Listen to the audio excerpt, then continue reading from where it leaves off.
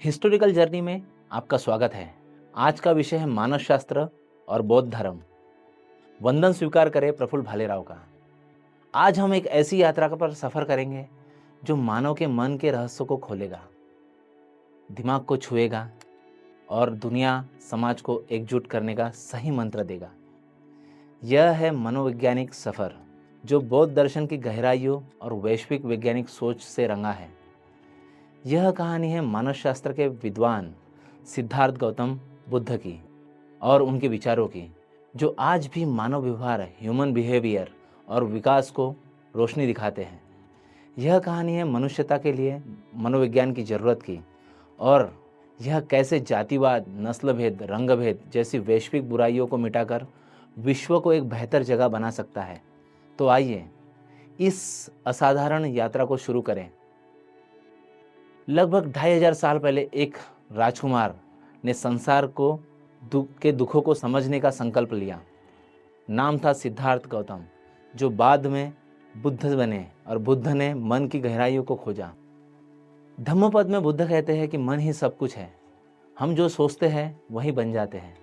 यह विचार मनोविज्ञान का मूल है। हमारे विचार हमारे व्यवहार को और व्यवहार हमारी नियति को आकार देता है।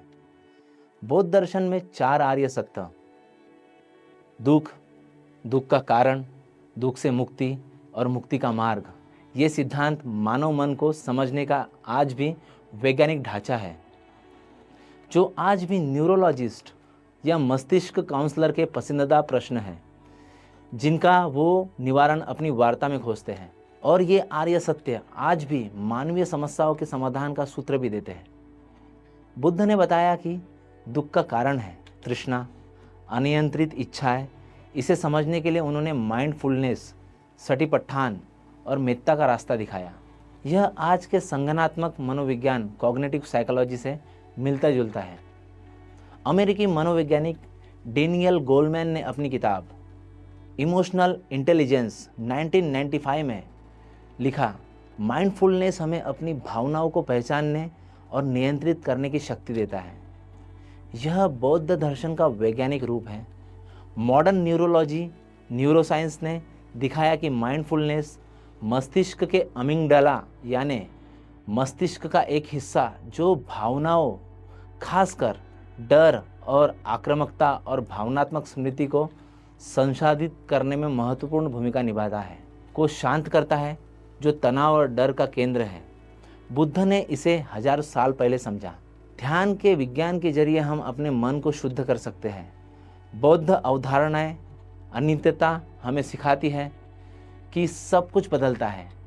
यह विचार हमें लचीलापन देते हैं, जो मनोविज्ञान में व्यक्तिगत विकास का आधार है। बुद्ध का यह दर्शन न केवल व्यक्तिगत शांति देता है, बल्कि हमें दूसरों के प्रति करुणा, सहानुभूति भी सिखाता है। 19वीं सदी में पश्चिमी मनोविज्ञान ने जन्म लिया। बड़े बड़े दिग्गज, जिसमें सिगमंड फ्राइड ने अवचेतन मन की खोज की, तो कार्ल जंग ने सामूहिक चेतना की बात कही, जो बाद में मॉडर्न साइकोलॉजी का आधार बने। लेकिन क्या आप जानते हैं, बौद्ध ग्रंथ त्रिपिटक और अभिधम्म ने चेतना के स्तरों को पहले ही वर्गीकृत कर लिया था।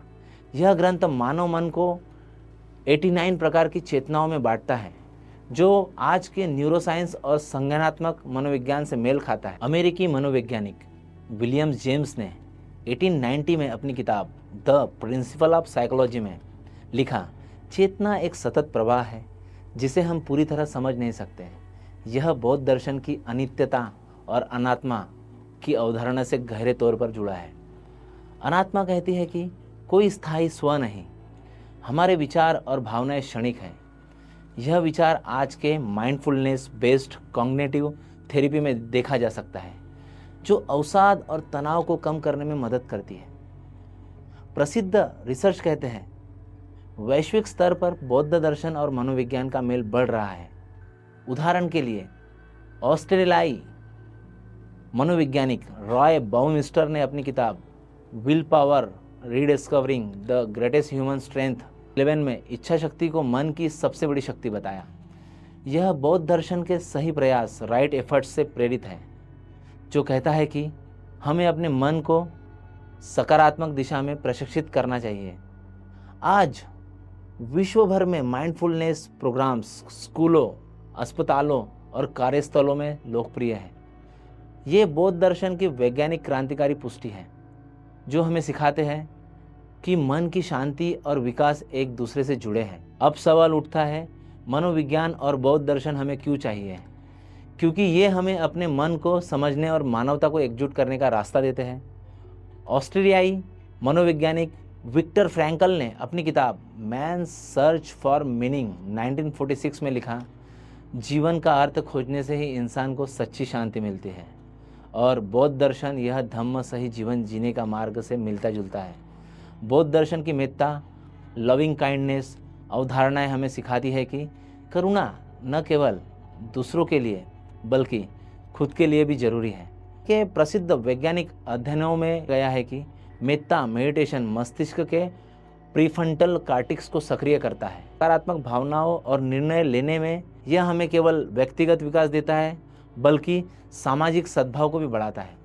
बुद्ध ने पंचशील 5 नैतिक सिद्धांत दिए: अहिंसा, सत्य, चोरी न करना, संयम और नशे से बचना।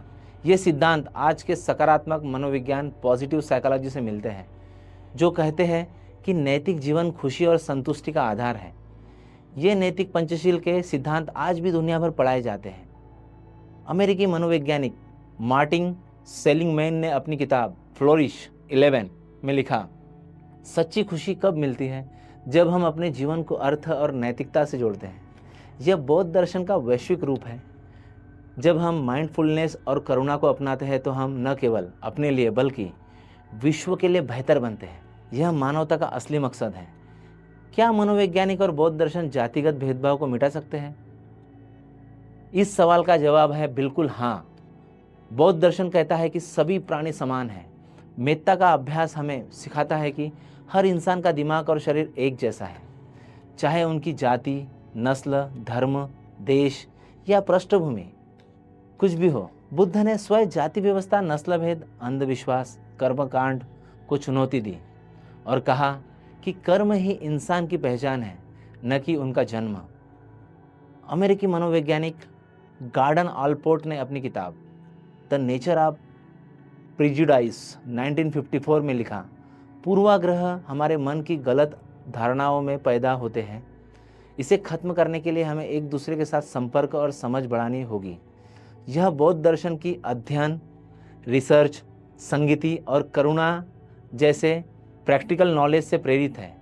वैज्ञानिक अध्ययनों ने दिखाया कि माइंडफुलनेस और समूह चर्चाएं, जिसे ग्रुप थेरेपी भी कहा जाता है, लोगों के बीच पूर्वाग्रह को कम करती है। उदाहरण के लिए विश्व भर में माइंडफुलनेस बेस्ड प्रोग्राम ने समुदायों को एकजुट किया है।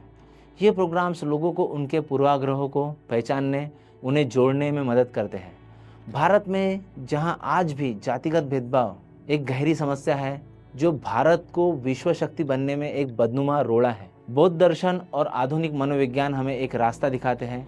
सही दृष्टि, राइट व्यू हमें सिखाता है कि सभी इंसान समान हैं और माइंडफुलनेस हमें अपने मन की नकारात्मकता को बदलने की शक्ति देता है। जब हम अपने मन को शुद्ध करते हैं तो हम समाज और दुनिया को भी बदलते हैं। यह मनोविज्ञान और बौद्ध दर्शन का संयुक्त वादा है। दोस्तों, मनोविज्ञान और बौद्ध दर्शन हमें एक ऐसी दुनिया बनाने का सपना दिखाता है कि जहां करुणा, समानता, वैज्ञानिक सोच एक साथ चलते हैं।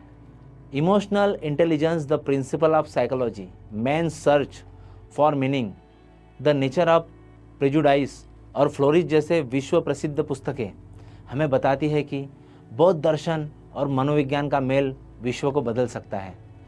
बुद्ध कहते हैं कि एक दीपक हजारों दीपक को रोशन कर सकता है और उसका प्रकाश कम नहीं होता। उसी तरह माइंडफुलनेस और करुणा का प्रकाश विश्व को रोशन कर सकता है। तो आइए हम सब मिलकर एक ऐसी दुनिया बनाएं जहां जातिगत भेदभाव, पूर्वाग्रह और विभाजन की कोई जगह ना हो, जहां हर इंसान को सम्मान, प्यार और समानता मिले। यह मनोविज्ञान और बौद्ध दर्शन का असाधारण वादा है। एक ऐसी दुनिया जो मानवता और वैज्ञानिक सुख, चैन, शांति से भरी हो। धन्यवाद।